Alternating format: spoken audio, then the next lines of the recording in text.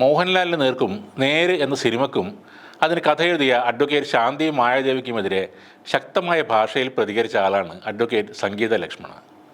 ഇന്നലെ തൻ്റെ FB പേജിലൂടെ സാഹിത്യകാരനും കവിയുമായ ബാലചന്ദ്രൻ ചുള്ളിക്കാടിനെയാണ് സംഗീത വിമർശിക്കുന്നത്. സംഗീത പങ്കുവച്ച ആ കുറിപ്പ് ഇങ്ങനെയാണ്: സിനിമയിലും സീരിയലിലും തുല്യ വേതന സമ്പ്രദായം നടക്കില്ലെങ്കിലും ഉദ്ഘാടന കർമ്മം നിർവഹിക്കാൻ സിനിമാ സീരിയൽ നടിമാർക്ക് നല്ല ഡിമാൻഡാണ്. കാരണം അവർ സിനിമാ സീരിയൽ നടിമാരാണ് എന്നതാണ് പ്രധാന കാരണം. അതുകൊണ്ട് തന്നെ ഉദ്ഘാടനത്തിനായി അവരെ ക്ഷണിക്കുന്നവർ ആ നടിമാർ ആവശ്യപ്പെടുന്ന പ്രതിഫലത്തുക നൽകാനും തയ്യാറാവും. സ്ത്രീ ശരീരത്തിലെ ഉന്തിയും ഉഴച്ചുമുള്ള ഭാഗങ്ങൾ തല്ലിപ്പിടിക്കും വിധം ചമഞ്ഞൊരുങ്ങി ഉദ്ഘാടന വേദിയിൽ എത്താൻ തയ്യാറുള്ള നടിമാർക്ക് പ്രതിഫലവും കൂടും. ഇതിലൂടെ സിനിമയിലും സീരിയലിലും അഭിനയിച്ചുണ്ടാക്കുന്നതിലും എത്രയോ ഇരട്ടി പണമുണ്ടാക്കാനും ഈ നടിമാർക്ക് സാധിക്കും. ഇത് നടിമാരുടെ കാര്യമാണ്. എന്നാൽ ഈ വിഷയത്തിൽ ലിംഗനീതി നടപ്പാവുന്നില്ല എന്നതാണ് യാഥാർത്ഥ്യം. താരമൂല്യമില്ലാത്ത ഒരു നടൻ, അവൻ ഇനി സിക്സ് പാക്ക് ആയിട്ടും കാര്യമില്ല. ഉദ്ഘാടന ജോലിക്ക് അവന് മൂല്യമില്ല. അല്ലെങ്കിൽ നടന്മാർ ഷർട്ട് ധരിക്കാതെ ജെട്ടി മാത്രം ധരിച്ച് സിക്സ് പാക്കും മസിലുകളും മുഴിപ്പിച്ച് പിടിച്ച് വന്ന് നോക്കണം. ചിലപ്പോൾ ട്രെൻഡ് കയറി ക്ലിക്കായാലോ. നടിമാർക്ക് മാത്രമേ പൊതുവേദികളിൽ ഇതെല്ലാം തള്ളിപ്പിടിച്ച് കാണിക്കുന്നതിന് മുന്തിയ പ്രതിഫലം ചോദിക്കാൻ പാടുള്ളൂ എന്നത് നീതിയല്ലല്ലോ. പിന്നീട് സംഗീതം പറയുന്നത് കവിയും സിനിമ സീരിയൽ നടനുമായ ബാലചന്ദ്രൻ ചുള്ളിക്കാടിന് ലഭിച്ച പ്രതിഫല തുകയുടെ നീതികേടിനെ കുറിച്ചാണ്.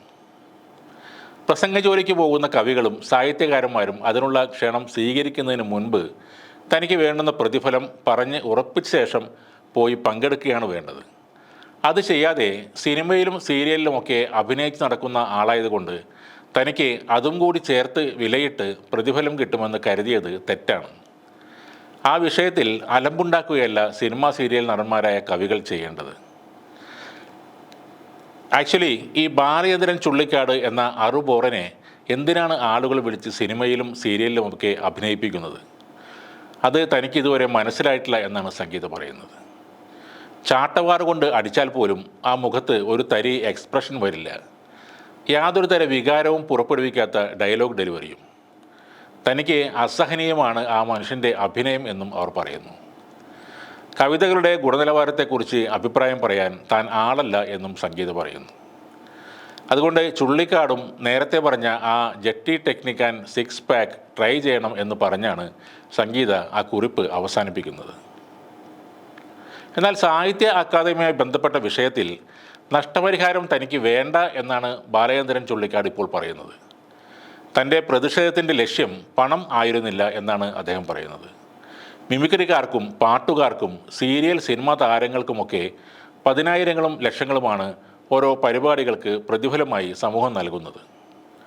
സർക്കാരും സമൂഹവും ഞങ്ങളെപ്പോലുള്ള കവികളോട് കാണിക്കുന്ന അവഗണനയും വിവേചനവും എൻ്റെ അക്കാദമി അനുഭവത്തെ മുൻനിർത്തി വെളിപ്പെടുത്തുകയായിരുന്നു എൻ്റെ ലക്ഷ്യം.